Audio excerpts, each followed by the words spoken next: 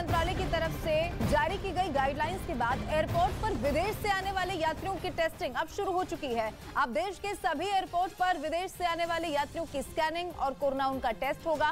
केंद्र सरकार की तरफ से निर्देश इसको लेकर जारी कर दिए गए हैं कि सभी राज्य स्वास्थ्य मंत्रालय की एडवाइजरी का सख्ती से पालन करें और इसके लिए बाकायदा केंद्र सरकार ने नागर विमानन मंत्रालय को पत्र भी लिख दिया है। चीन समेत दुनिया के कई देशों में कोरोना मरीजों की गिनती अचानक बढ़ने के बाद भारत ने भी सावधानी बरतनी शुरू कर दी।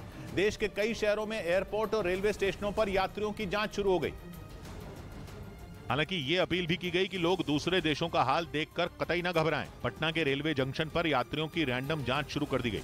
स्वास्थ्य विभाग के कर्मचारी यात्रियों की रैपिड टेस्टिंग करते दिखे। यहाँ पर टीम तैनात कर दी गई है जो सुबह 6 बजे से रात 10 बजे तक काम करेगी। ऐसी ही तस्वीरें पटना के एयरपोर्ट पर भी दिखी। एयरपोर्ट पर भी यात्रियों की टेस्टिंग का इंतजाम किया गया। पटना एयरपोर्ट पर भी जांच शुरू हो गया है और जो लोग भी बाहर से आने वाले हैं उनकी रैंडम जांच की जा रही है। एयरपोर्ट पर बड़ी संख्या में ऐसे यात्री भी रहे जिनके चेहरे पर मास्क लगा दिखा। दूसरी तरफ केंद्र सरकार ने इससे जुड़ी सख्त गाइडलाइन भी जारी कर दी। केंद्र सरकार ने खास तौर पर विदेशों से आने वाले यात्रियों के लिए दिशा निर्देश जारी किए और ये साफ कहा कि जिस देश से यात्री आएगा उसका उस देश में वैक्सीनेशन जरूरी होगा। बिना वैक्सीनेशन उसे देश में आने नहीं दिया जाएगा। एयरपोर्ट की एंट्री और एग्जिट वाली जगहों पर मास्क लगाना और सोशल डिस्टेंसिंग का पालन करना जरूरी होगा। इसके अलावा कोरोना से जुड़े लक्षण वाले मरीजों को आइसोलेट किया जाएगा। वहीं एयरपोर्ट में दाखिल होने से पहले थर्मल स्क्रीनिंग की जाएगी, यानी यात्रियों के शरीर के तापमान की जांच होगी।